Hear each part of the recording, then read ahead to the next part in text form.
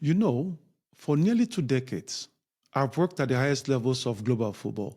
I've been one of the rare Nigerian voices respected intellectually on the world stage. But it seems that for some, and I repeat, some of my own countrymen, that's exactly the problem.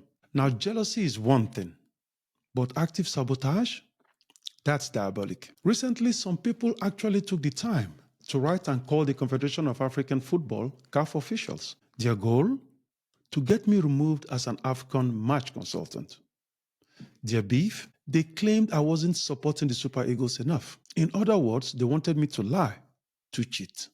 They expected me to tell a global audience across over 170 nations that the Super Eagles were soaring against Tanzania, even when the reality on the pitch was the opposite. But as a professional, my loyalty is to the truth and the game, not to a false narrative. I am still puzzled, truly, at how any sane person could have the audacity to dispute my love for my country or my desire for the Super Eagles to succeed simply because they didn't like my objective analysis. To suggest that being an honest professional is a sign of disloyalty, it makes me wonder if these people have lost all touch with reality. We are witnessing a kind of intellectual derangement where truth is treated as an enemy.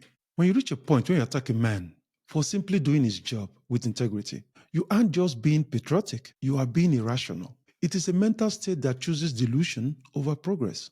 And that is a very dangerous place for our football to be. Do you know what CAF's response was? They didn't just keep me on, they asked me to analyze and commentate the semi-final and the final. Now here is the irony. One of the very people who complained, one of the loudest voices trying to get me sacked, sent his grandson to contact me in Morocco. The boy is studying right here in Morocco. He sent me a WhatsApp message asking to meet, asking for my help. As you can imagine, I haven't replied. Not because of the boy, but because of the insanity. How can you try to destroy a man's career in the morning and then send your family to ask for his favors in the evening? The hypocrisy is deafening. But here is the ultimate proof that merit always outlasts malice. In spite of all their desperate efforts to thwart my progress and silence my voice, it was an absolute honor to be invited by CAF to handle the 2027 AFCON preliminary round draws just last week.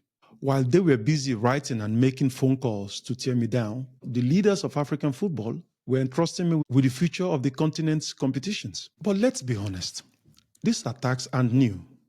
Since 2001, a specific set of people have made a career out of attacking the Oliseh brand.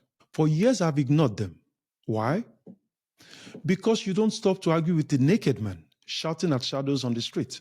My dear mother, in her wisdom from Delta State, always taught us to be modest. But I have realized that in our football today, some people mistake modesty for stupidity. They even dare to ask, what has Oliseh really ever achieved? Well, there is a proverb in my mother's village, and when translated, it goes like this. It is the question, what have you ever done for me, that provokes the response, I have done this, that, and those for you.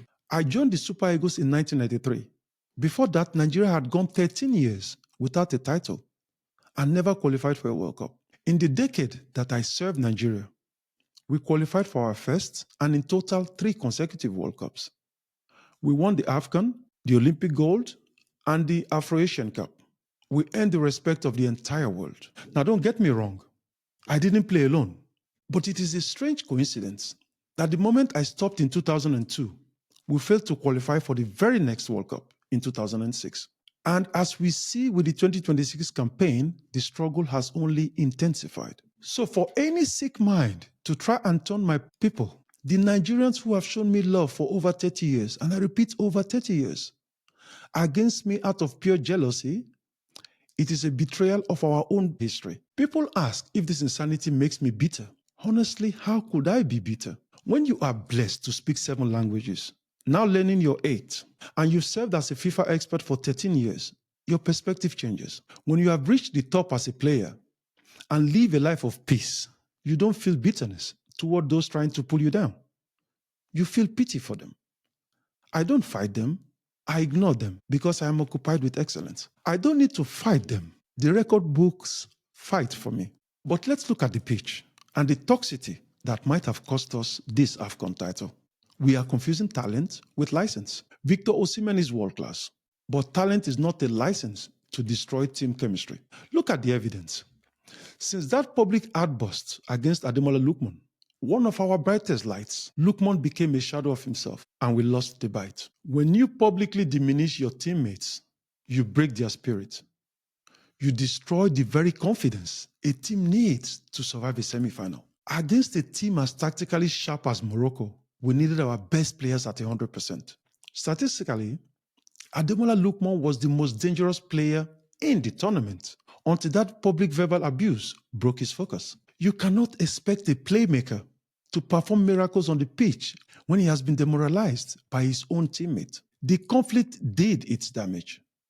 We didn't just lose a game, we lost the psychological edge we needed to win. What is worse, and frankly, what is most dangerous for our football, is the fan culture that now tolerates this. We have reached a point where anybody who dares to point out the truth is immediately attacked or threatened online by a mob of followers. We are breeding a culture of entitlement where the player is treated as a god and the nation is treated as an afterthought. When did it become a crime to demand discipline? Scoring goals for Nigeria doesn't give you a license to disrespect certified legends like Finidi George or Victor Ikpeba.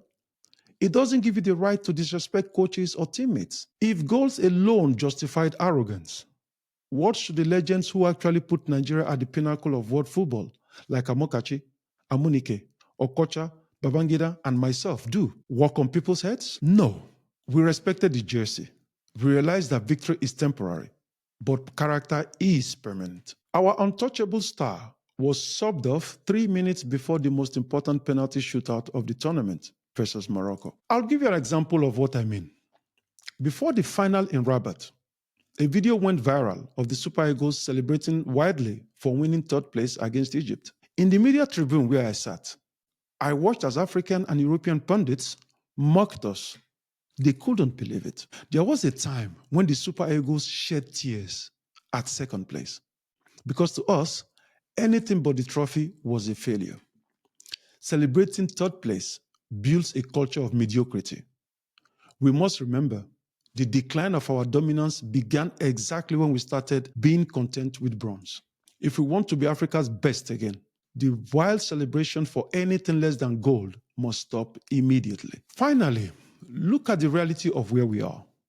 We failed to qualify for the World Cup on the pitch, where it actually matters. Instead of looking in the mirror and taking responsibility, we see this desperate protest to FIFA against DR Congo. Have we not realized what is happening here? Since the announcement of this protest, the conversation has shifted. Many are no longer pointing fingers at those truly responsible for our failure. Instead, they are cursing DR Congo. This is a calculated deceit, if you ask me.